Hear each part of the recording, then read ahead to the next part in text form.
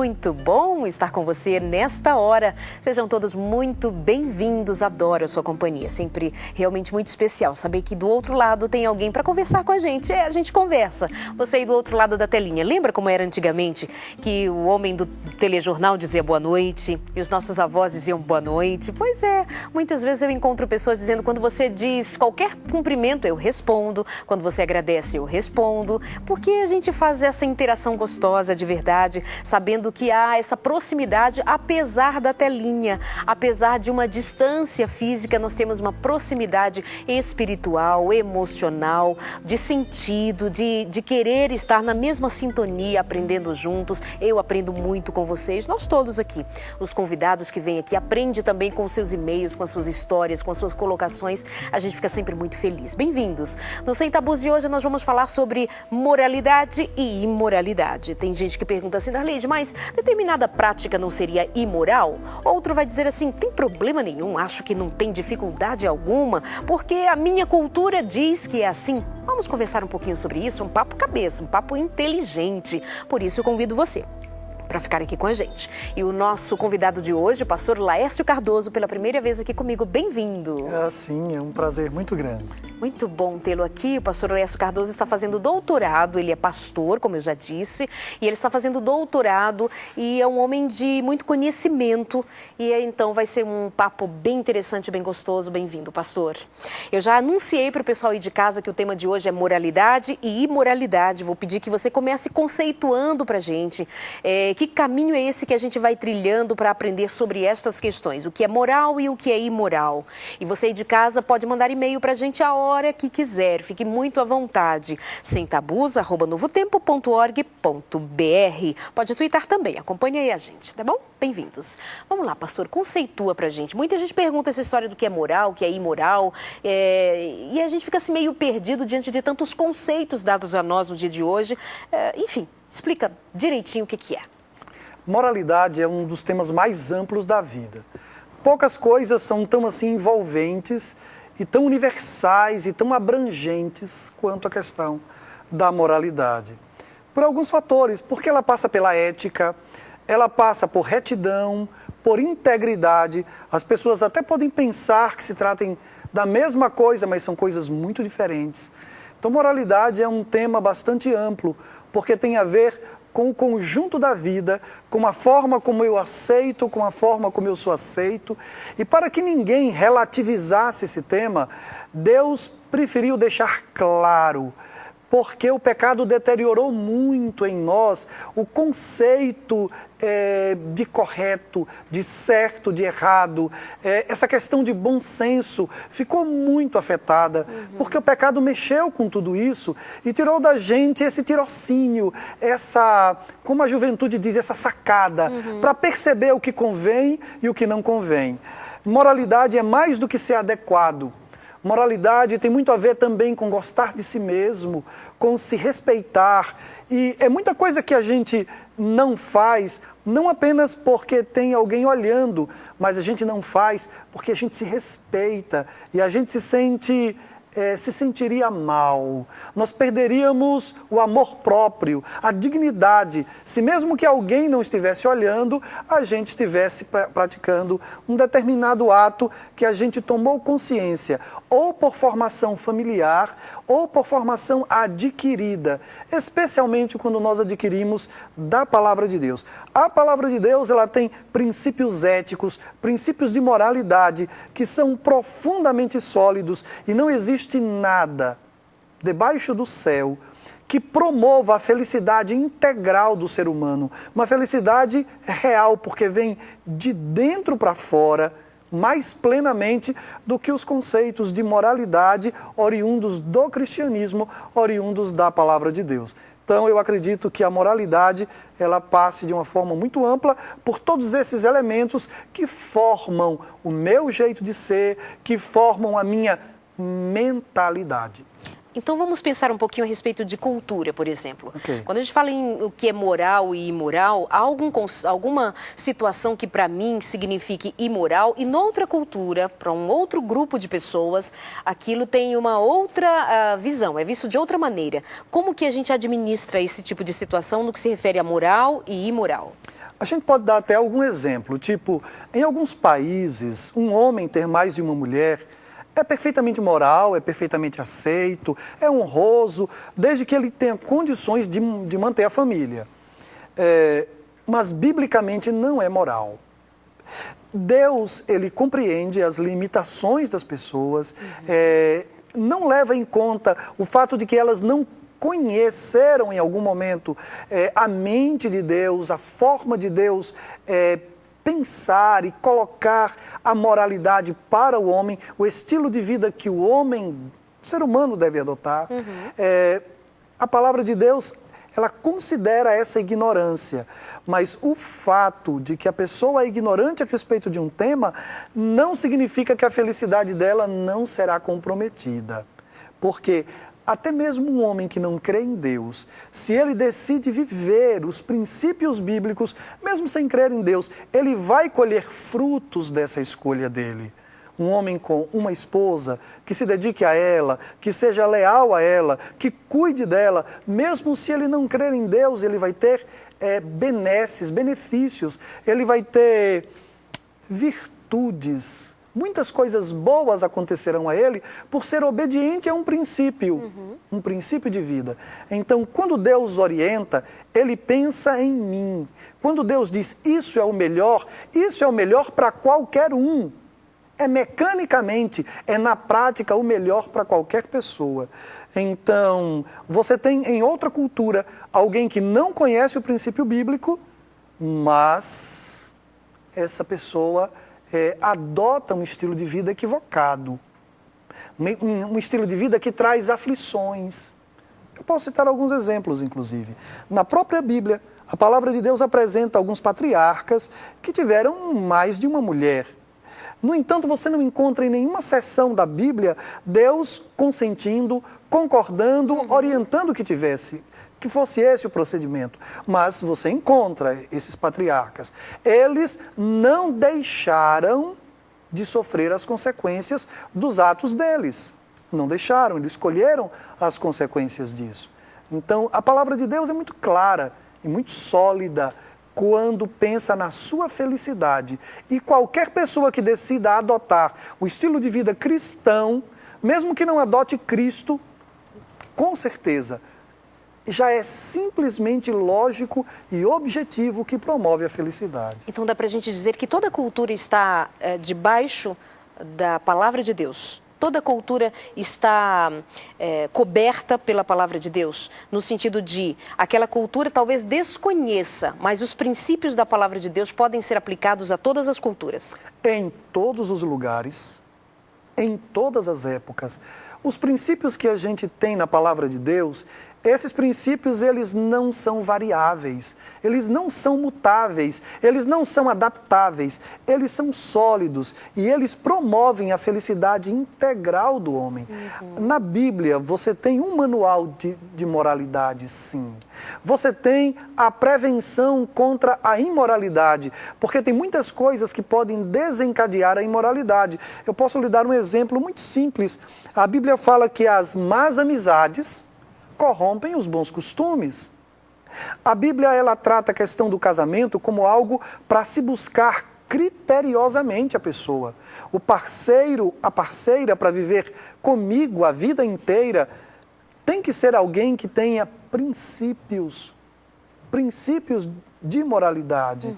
Então, a palavra de Deus dá toda essa importância e ela tenta reger nossas associações, nossas relações, porque a moralidade pode ser ameaçada por fatores externos. Nós não somos imunes à influência que vem de fora e que vem de outras pessoas. Ok, você está acompanhando aqui o Sem Tabus de hoje, com a presença do pastor Alessio Cardoso. Estamos falando de moralidade e imoralidade, tratando um pouquinho a respeito das culturas, como nós administramos aquilo que nós aprendemos ou apreendemos na nossa cultura, no nosso modo de viver, e aquilo que a palavra de Deus nos traz como princípio. Você pode mandar e-mail para a gente, semtabus@novotempo.org.br. Tanto você que nos acompanha pela Novo Tempo Rádio ou pela Novo Tempo Televisão, pela telinha ou pelas ondas da Novo Tempo, sempre uma voz e um canal de esperança para você. Falando aqui de sexualidade, falando de valores, falando de princípios, falando da sua felicidade. Fique muito à vontade de interagir com a gente a qualquer instante, tá bom? E para você que está chegando agora, é sempre bom dizer a você que os nossos programas passados estão no nosso blog, você pode acompanhar todos. Tem gente que diz assim, Darleide, eu não tenho condição de ver o programa porque o horário já é bem avançado, mas eu assisto todos que ficam postados ali no blog e a gente fica feliz porque de qualquer maneira atende a você na sua expectativa aqui no Sem Tabus, como a gente diz sempre, sem medo e sem vergonha de falar de sexualidade, não é? Pastor, me diz uma coisa, essa história de ser moral e imoral, nós temos vivido tempos assim, já chamados pós-modernos. Então, os conceitos, eles vão se adequando, ou melhor, eu vou querendo que as coisas se adequem a mim. Eu penso que determinada atitude, por exemplo, casar 2, 3 vezes, não deu certo com um, casa com outro. Ai, filho, o importante é ser feliz. Aí a Bíblia vai me dizer que casamento é para sempre, que casamento tem toda uma história de ser divino envolvido com ele. Como é que está essa coisa de princípios, cultura, pós-modernidade, ser moral e imoral? A época que a gente vive é tão trabalhosa. O apóstolo Paulo trata dessa questão, desse momento em que a gente vive, e ele diz que seriam tempos muito difíceis, por diversos motivos. Quer ver? Você pense comigo. Há alguns anos atrás, a garota chegava para a mãe e dizia, mãe, eu sei que eu errei, mas eu fugi com fulano porque eu estou apaixonada por ele. Eu sei que estou errada, mãe, mas a senhora me perdoe. Eu amo e eu quero viver a minha vida com ele. Ok. Hoje, a menina chega para a mãe e diz, mãe, quem disse que o que eu fiz foi errado? Pode ser errado para a senhora. Para mim, não é errado. Vê a diferença? Antigamente, as pessoas erravam como as pessoas erram hoje. Mas antigamente as pessoas erravam e sabiam que estavam erradas. Hoje a gente erra e a gente não quer considerar o fato de que erramos. E isso é sintomático. Nós erramos e precisamos considerar isso. E hoje o relativismo, de uma forma muito ampla, tem tirado da gente essa percepção de certo e de errado. E certo e errado não é uma questão para que eu decida, é uma questão decidida. Exemplo, ninguém faz opção por sexo, a opção já vem feita. Quando nasce, a enfermeira diz, ou o pediatra, ou a parteira, antigamente era parteira, né? Diz assim... A obstetra hoje, obstetra. Obrigado pela palavra. Obstetra diz... É um menino, a escolha já veio feita. Ou é uma menina, já veio feita. São coisas que estão prontas. Dentre elas, os princípios que regem a felicidade humana. A busca pela felicidade tem que passar obrigatoriamente por alguns princípios. E esses princípios são ditados, orientados pela moralidade bíblica, a moralidade cristã, tem sobrevivido aos séculos, tem sobrevivido às culturas, dando uma demonstração clara de que ela é sólida, de que ela é confiável. É possível que muita coisa você não goste, é possível que você queira ou eu queira fazer algumas coisas de uma forma diferente, mas há caminhos que ao ser humano parecem bons, só que no final eles se revelam caminhos de morte, Quando uma mãe chega para um filho e diz, filho, não faça isso, não faça isso. Será que existe nela algum prazer de controle? Ou existe nela a preocupação com a felicidade? Boa pergunta. É o que nós encontramos em Deus. Para a gente ter uma ideia de como a sociedade hoje mudou, e mudou muito mesmo, antigamente quando a gente rasgava a roupa, a gente ia até alguém que sabia e mandava cingir ou cesir, a depender da região do país, é dito de uma forma diferente. E mandava que consertasse. Aí a gente chegava na sala de aula e a gente buscava sentar com o lado que estava consertado para a parede, para que ninguém visse e tal. Hoje não. Hoje você vai a uma loja, já compra rasgado, desbotado e paga mais caro. O mundo mudou, a sociedade mudou.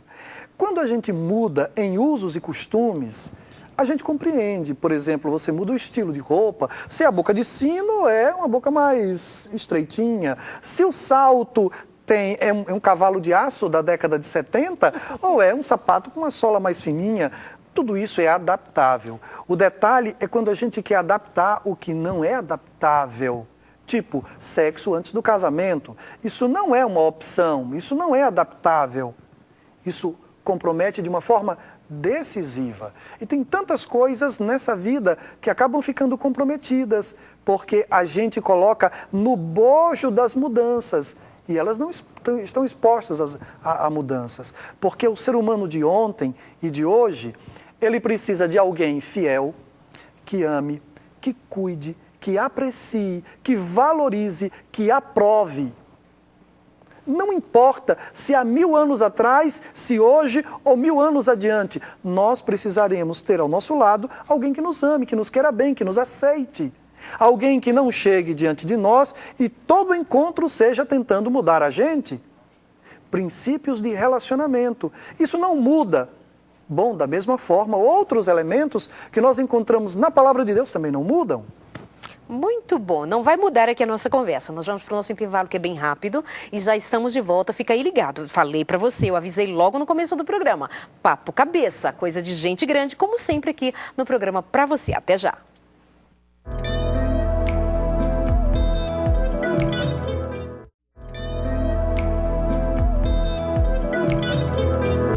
Muito bom estar de volta com você aqui no Sem Tabus hoje, falando sobre moralidade e imoralidade. A palavra de Deus diz muito a respeito de ser moral ou imoral. Por exemplo, na carta aos Tessalonicenses, primeira carta aos Tessalonicenses, capítulo 4, verso 3, o apóstolo diz assim: a vontade de Deus é que vocês sejam santificados e abstenham-se da imoralidade sexual. Nós vamos falar agora um pouquinho sobre a imoralidade no aspecto da sexualidade. Vamos caminhando nesse sentido. Querendo fazer alguma pergunta, mande e-mail para a gente. Nós ficamos muito felizes com a sua participação. Hoje nós temos aqui a presença do pastor Laércio Cardoso, conversando com a gente sobre o tema. Pastor Laércio, me fala um pouquinho a respeito desse verso. O que o apóstolo está querendo dizer com abster-se da imoralidade sexual? Nos dias de hoje, aplicaria-se então esse mesmo, vou chamar de mandamento?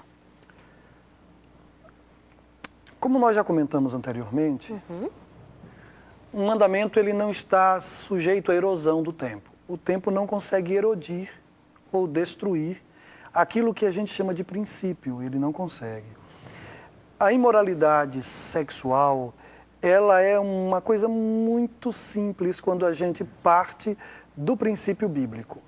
Se você abre a Bíblia em Levíticos 18, você vai encontrar esclarecendo alguns elementos, tipo, um homem e uma mulher.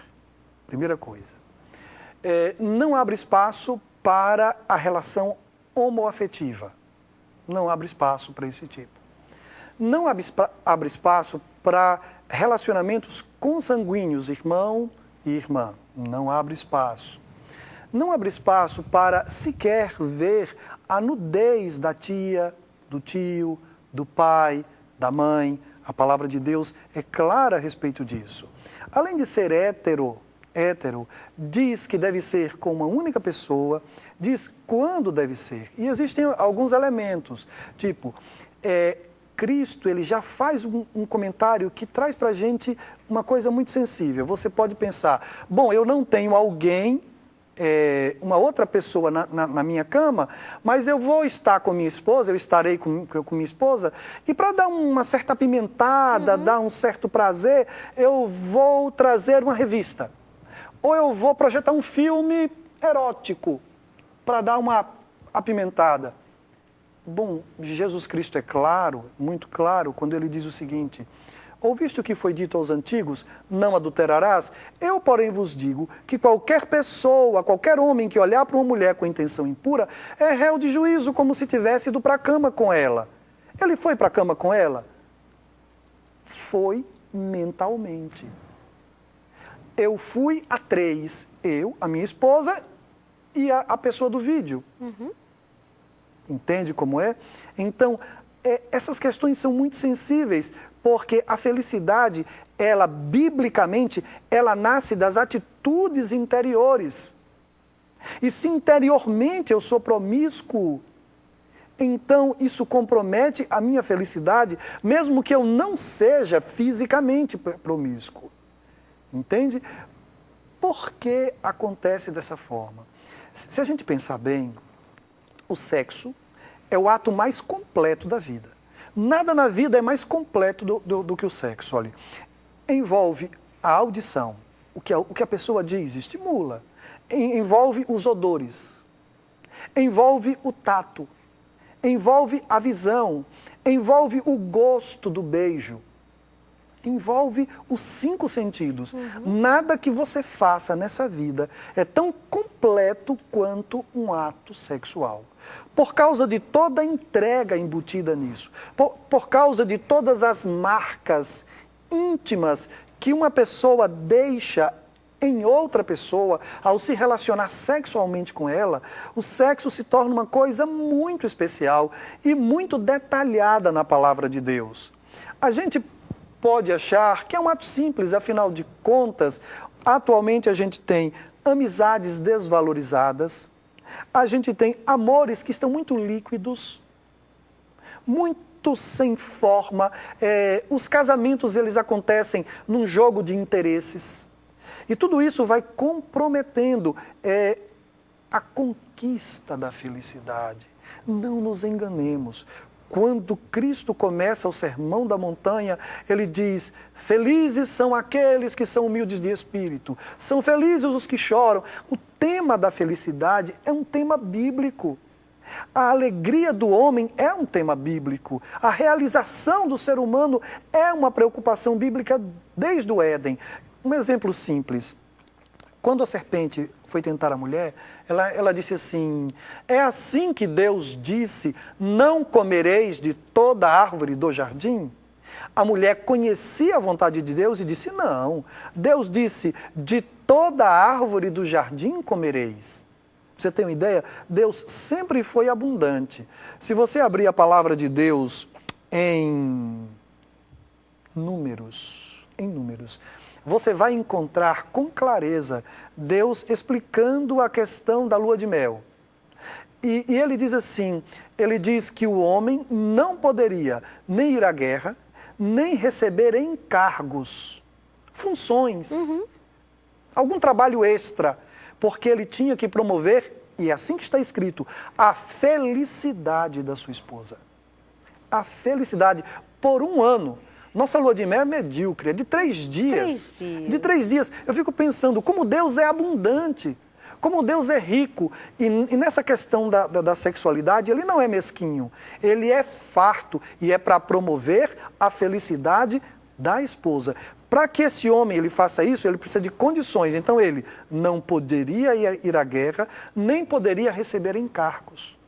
A felicidade conjugal é um tema bíblico. E já tira de cena a noção de que o sexo é apenas para procriação.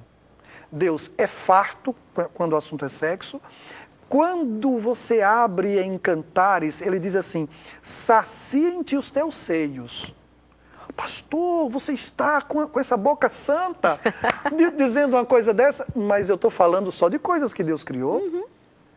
Quem colocou malignidade nas coisas de Deus não foi Deus. Foi o inimigo que desde o princípio tentou desvirtuar a palavra de Deus. Tipo, foi assim que Deus disse, não comereis de toda árvore. A mulher sabia que Deus era o promotor da felicidade. Então ela responde, não, de toda árvore você pode comer. Então, o que Deus dá para que eu desfrute na sexualidade é muito mais do que o que Deus proíbe. Porque o que Deus pretende é profundidade e não elasticidade. A gente fica buscando a felicidade na multiplicação dos relacionamentos, dos parceiros. Deus pretende que eu alcance a felicidade na profundidade do meu relacionamento, indo para a minha intimidade com uma pessoa que me conhece, que sabe quem eu sou, que vem acompanhando a minha evolução como parceiro, minha progressão, porque a gente tem que progredir sexualmente. As palavras que eu dizia há 20 anos atrás, com certeza hoje eu digo palavras muito mais interessantes, vamos colocar dessa forma. Porque a maturidade, a sabedoria, o conhecimento do outro chega, entende? E assim vai na mecânica da sexualidade, a forma de fazer. E um outro evento é o fato de que as pessoas são diferentes. O que agrada a uma pessoa pode não agradar a outra pessoa. Então, é preciso essa inteligência e a intenção de Deus em que eu viva a minha vida inteira ao lado de uma mulher, até que a morte nos separe, é que meu relacionamento com essa pessoa ganhe profundidade. Porque na visão de Deus, na profundidade, há mais felicidade do que na multiplicidade. Perfeito, muito boa a participação do pastor Laércio Cardoso hoje aqui com a gente no Sem Tabus. Então, vamos só recapitular. Quando o apóstolo diz, abstenha-se da impureza sexual, abstenha-se da imoralidade, ele está chamando... A gente fica muito preso ao não, né? Uhum. Você citou até agora há pouco, quando uma mãe diz não para o filho, será que ela está querendo dominar? Então, os mandamentos de Deus, o chamado de Deus para a santidade é algo muito mais pleno, mais lindo, mais grandioso do que simplesmente a gente ficar focado assim no que não pode. Você de casa sabe disso, que acompanha o nosso programa. Por exemplo, são inúmeros os e-mails de pessoas. Isso pode? Uhum. Pode isso? Sexo assim pode? Me mostra na Bíblia. Geralmente eles falam assim, me mostra na Bíblia onde é que não, que diz que não pode. Então a gente fica muito focado no não pode. Mas tudo que pode, é essa abundância toda da misericórdia de Deus, é muito mais pleno e mais rico, né? É claro, quando você abre a Bíblia em Hebreus 11, você vai encontrar assim, digno de preferência entre todos seja o leito conjugal. O que a palavra de Deus está pedindo? Está pedindo que eu dê prioridade à cama. Se a sua esposa se insinuar, se o seu marido der um toque de que aquele é o dia, de que pretende, de que está querendo, olha, prefira isso do que o campeonato brasileiro. E a mulherada prefira isso do que lavar louça, do que, né? Sim, e do que a novela, do que mil coisas. Olha, digno de preferência, digno de honra, entre todas as coisas, seja o leito conjugal. Em primeiro lugar no cuidado da atmosfera do quarto, o ambiente do quarto, a higiene do quarto, a qualidade do ambiente, mas principalmente a qualidade do estado de espírito. Porque você pode ter um palácio e ser absolutamente infeliz na sexualidade. É verdade. Você de casa pode mandar e-mails para a gente a hora que quiser. Você sabe disso, né? semtabus@novotempo.org.br. Eu costumo dizer bem devagar para o pessoal que nos ouve pela Rádio Novo Tempo, semtabus@novotempo.org.br. Pastor, tem alguma coisa que vai influenciar muito e bem diretamente sobre os nossos conceitos? São, por exemplo, os filmes, as novelas, os folhetins, as peças todas que são postas diante de nós e que trazem muitas vezes para dentro dessa casa, para dentro deste quarto, para cima deste leito matrimonial, aquilo que tende a ser do quadrado da imoralidade. Olha, isso daí é sintomático. Principalmente nós homens que somos visuais, né? nós temos enfrentado uma luta que é severa, porque a gente encontra uma moda feita para o erotismo. A moda hoje é extremamente erótica, né? Você encontra propagandas de pneu de caminhão, tem que ter uma mulher nua. Você encontra todo tipo de promoção, às vezes coisas que não tem nada a ver com uma pessoa, mas a mídia insiste em produzir uma comunicação com esse expediente de atração, que é uma mulher bonita e com pouca roupa, para chamar a atenção.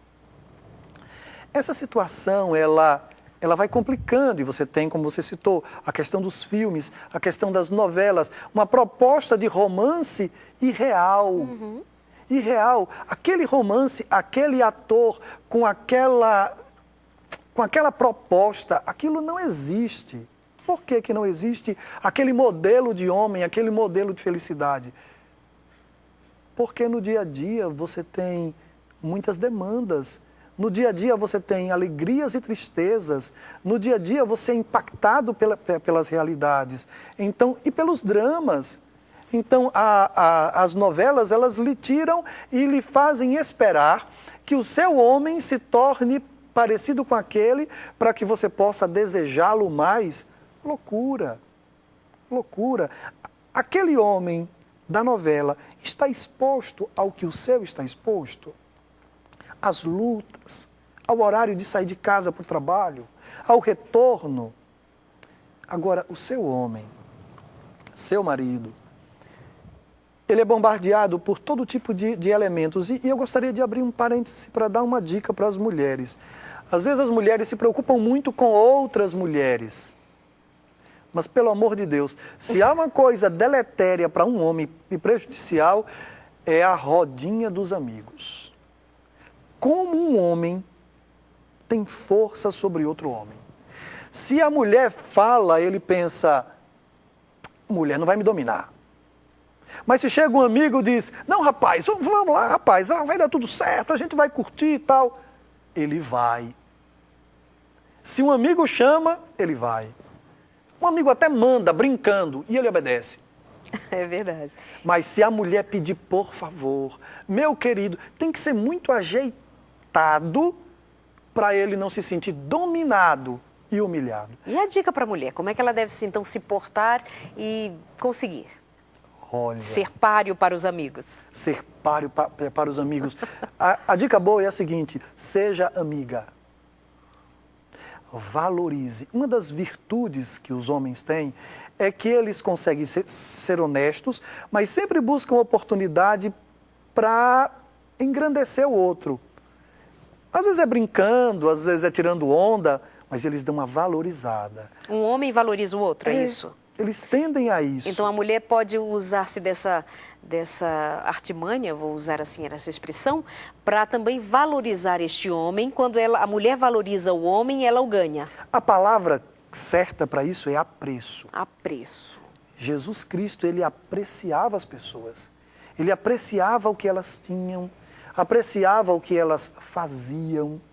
Ele valorizava as pessoas. Então, apreço. Se o seu marido consertou aquela torneira que estava pingando já há um ano, e o bichão enrolando, mas agora finalmente ele decidiu dar uma arrumada lá na torneira. Dê uma valorizada nesse pequeno ato. A autoestima dele vai tão lá para cima, vai ficar tão boa, que ele vai ficar procurando tudo que tiver na casa para consertar. 1000 torneiras. Agora, se ela chega e diz assim para ele, fez mais do que obrigação, né? Já viu, amiga? Fica difícil. Vamos para o nosso intervalo bem rápido, mas na volta fica fácil de a gente continuar aqui a boa conversa. Guarda essa dica aí, hein? Valoriza o maridão. Até já.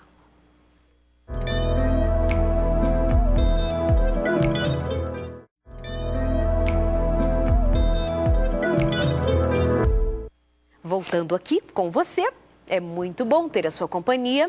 Hoje falando sobre moralidade e imoralidade. No último bloco ficou no ar até uma dica muito importante para as mulheres ganharem o maridão, para ficar assim mais esperto e mais esperta você como homem e mulher, construindo a sua família, construindo no seu dia a dia momentos agradáveis, fazendo do outro, o outro ainda ser melhor, construindo no outro aquilo que precisa ser construído para que você ganhe de volta felicidade, bem-estar conjugal e familiar. Você acompanha a gente pela telinha Novo Tempo TV ou pela Rádio Novo Tempo. A todos, muito obrigada pela companhia. Pastor, a mulherada gosta muito dessas coisas de dicas aí. Pastor, me diz como conquistar a atenção do marido, ganhar a atenção do marido e vice-versa também. Por exemplo, tem muito marido que reclama que chega em casa cansado, que é só um carinho, que é um abraço da mulher, a mulher está lá cansada também, geralmente trabalha fora, geralmente também tem dupla jornada e fica difícil esse casal em casa à noite conviver de maneira em que esse relacionamento tenha ganhos no seu dia a dia. Dá mais dicas aí para aproveitar esse parêntese que você abriu no bloco anterior. A maior necessidade de um homem, por exemplo, bom, só por introduzir assim a pessoa já pensa, óbvio, sexo. Bom, é muito bom. Todo homem assim, saudável, gosta. Agora, a maior necessidade de um homem é de conforto. Que tipo de conforto você pensaria? Bom, então, se a maior necessidade do meu marido é de conforto, então quando ele chegar em casa, eu vou arrumar um tapete bem macio, um sofá bem fofinho, bom, vou ajeitar, colocar mais alguns edredons na cama para dar uma maciada na coisa e vou colocar uma almofada para ele sentar durante o jantar. Mas não é desse tipo de conforto. É possível que haja um homem deitado em uma esteira mais confortável do que um homem deitado em edredons. Ai, que filosófico. É possível. É. Eu saía da rodoviária em Aracaju, isso faz muitos anos, e essa cena marcou a minha mente. Eu saía da rodoviária, o ônibus fez os contornos e retornos, finalmente ele passou sobre o viaduto, retornou e passou por baixo. Ali embaixo daquele viaduto eu vi uma mulher, 2 crianças e um homem. Eles estavam abrigados ali embaixo. Eu vi que estava limpinho. Eu não sei como ela havia conseguido limpar aquela área, aquele espaço. E ele estava com a cabeça no colo dela. Interessante isso, porque ela acariciava os cabelos dele. Eles não estavam em um palácio, eles não estavam em uma cama macia, não haviam edredons, mas havia conforto, havia acolhimento. E é muito bom chegar do trabalho e ser acolhido. Acolhido como quando um guerreiro chega de uma batalha e que conseguiu livrar todos da escravidão. Essa valorização diária precisa ser dada. Em contrapartida, a gente tem o lado da mulher. Não é? A maior necessidade de uma mulher também não é dinheiro, como alguém possa pensar. As mulheres, elas gostam muito de dinheiro, precisam de dinheiro, como todo mundo precisa. Mas a maior necessidade de uma mulher não é dinheiro. A maior necessidade de uma mulher é até interessante, né? Às vezes a gente não imagina, mas é de segurança. Então você pensa assim, já sei, eu vou colocar 3 cadeados em cada porta, 2 em cada janela, ainda vou colocar mais 4 cães de guarda, um de cada lado da casa, para proteger. Como eu tenho uns amigos que são da polícia, ainda vou pedir que faça uma ronda. Não é essa segurança. Não é. Não é. O tipo de segurança que uma mulher precisa é a segurança da presença do homem que a ama. A presença do homem que a ama, sinceramente, ao lado dela, dá para ela uma segurança que nem todo o policiamento de um país poderia dar. Como é que se manifesta essa presença? Você está fora de casa, por exemplo, mesmo à distância. Quando você dá um telefonema, só um telefonema, a voz do amado soa na mente. A voz acalma. Quando está presente, se tem uma coisa que dá segurança, é o toque.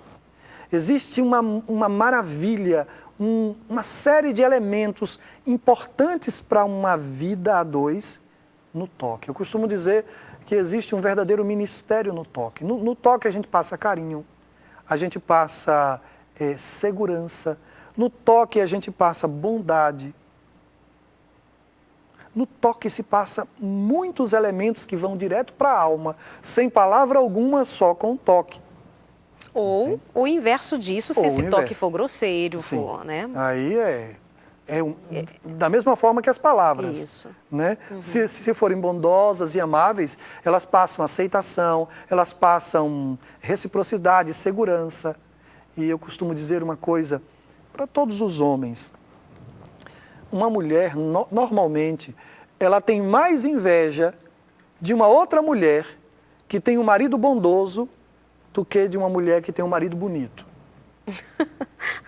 Até porque a beleza masculina para a mulher não é de tanta importância. Não é determinante. Não é determinante. Né? Mas, assim, a bondade é uma coisa cativante. O nosso Deus, se abre a Bíblia em Jeremias, está escrito assim: com amor eterno eu te amei, e com amorável bondade, benignidade eu te atraí. O que nos atraiu a Deus não foi a declaração de amor dele, foi a bondade dele, os atos de amor dele, que se transformam em atos de bondade, atos de serviço, atos de perdão. Como isso é doce! Como é uma coisa maravilhosa a bondade. E a bondade, e a mulher tem uma sensibilidade para perceber quando os nossos atos são interesseiros. Elas têm uma sensibilidade muito grande. É preciso que a gente seja muito honesto, que a gente esteja sendo bondoso e generoso porque a ama e não porque quer uma troca. Porque se tornar negócio, perde o peso, o valor que todo ato de bondade tem nessa faculdade de atrair. A bondade atrai demais, demais mesmo. Um exemplo simples é quando a mulher vê o pai cuidando das crianças e brincando com elas. Dá na mulher uma percepção de ternura, de parceria. Quando se chega em casa e ela está preparando a comida e você vai à pia de pratos e adianta os pratos para que quando a comida fique pronta e todos possam comer, não tenha uma pia de pratos já lotada esperando os pratos, entendeu? Daquele momento do jantar para poder serem lavados. Como é penosa a vida de quem já está comendo com o trabalho chamando. É verdade. É penosa. Bom, gostei muito desse parêntese que foi aberto para dar algumas dicas, para levantar essa questão, para você pensar aí de casa. Eu sempre que estou fazendo um programa, sempre que os meus convidados estão juntos, eu fico pensando em como estas palavras estão caindo no seu coração. Como o que está sendo dito aqui tem resposta na sua vida.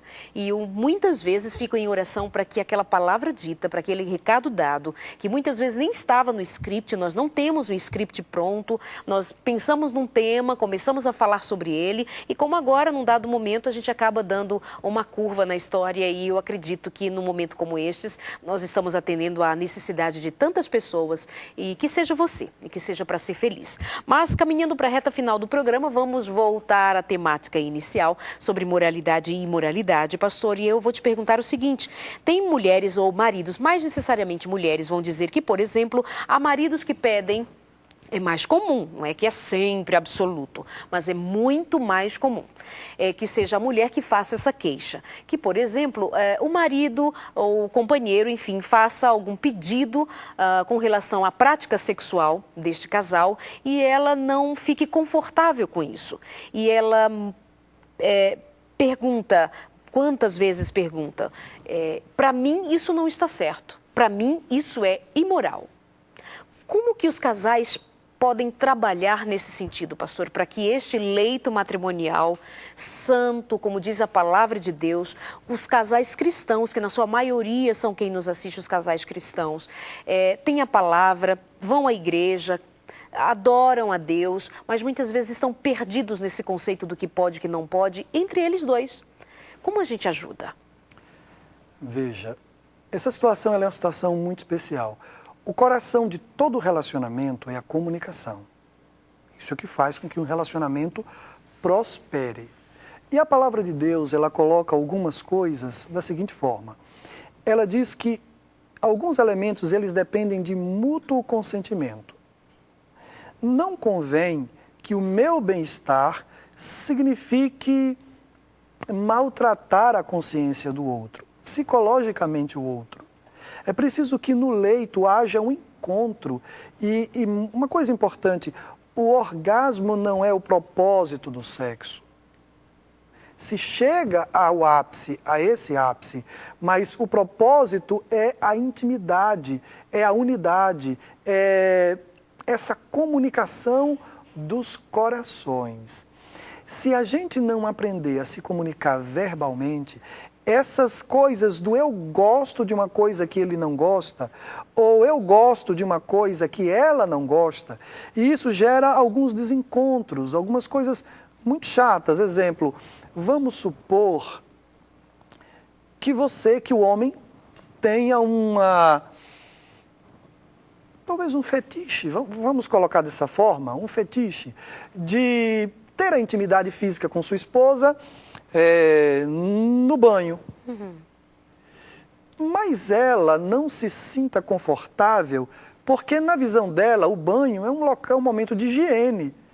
E ali ela não se sente limpa, ali ela está se limpando, mas ela não se sente limpa. Então, possa ser que ela não aprecie.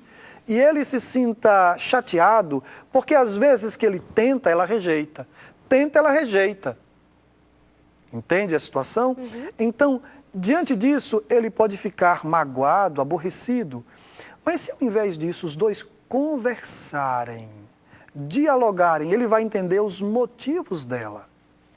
Mas olha só, tem algumas questões que são mais graves. Nós só temos pouco tempo agora, mas, por exemplo, há questões que são mais graves porque elas passam do simplesmente gostar ou não gostar. Tá. Né? Que essa questão, eu gosto no banho, não gosto no banho, é uma questão de gostar. Mas de quando fere princípios? Quando, por exemplo, esse homem ou esta mulher está ferindo um princípio que para o outro é absolutamente honesto, verdadeiro. Por exemplo, uma prática sexual anal. E ela, de jeito nenhum, para ela é admissível. Mas algumas pessoas vão dizer para ela, recebo histórias assim. Mas se eu não fizer, dizem que ele vai fazer com outra. Então, você vê como a prática que vai além do simplesmente comunicar verbalmente. Eu estou puxando ainda a temática da imoralidade. Para ela, é absolutamente imoral. Ela tem duas missões aí. A primeira é entender que é mais importante obedecer a Deus. Por que é mais importante? Porque naquele primeiro momento você pode encontrar alguém insatisfeito. Mas depois que sai dali, você encontra alguém que lhe respeita. E o respeito que mais tarde o seu marido, que é um homem de caráter, se for o caso, vai ter por você, vai ser muito significativo. Mas isso não deve acomodar a mulher na prática apenas do sim ou do não. Ela deve se empenhar de forma inteligente em promover um encontro sexual que seja altamente satisfatório.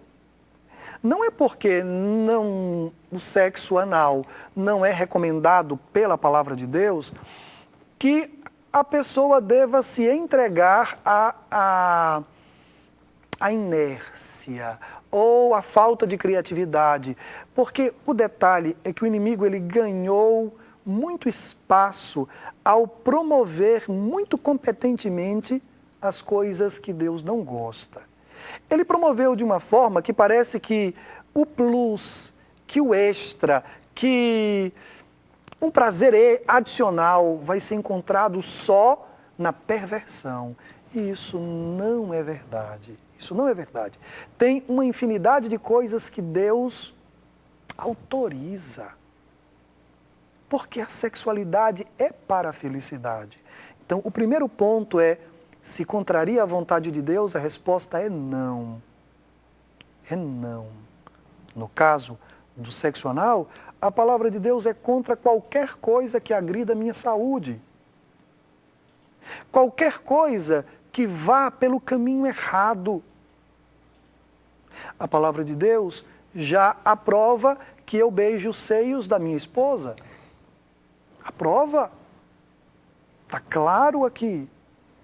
Mas acerca do sexo anal contraria a natureza. Contraria a natureza.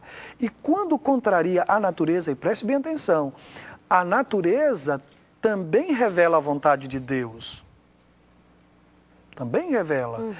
A natureza também tem um papel de Bíblia, de nos ensinar muitas coisas.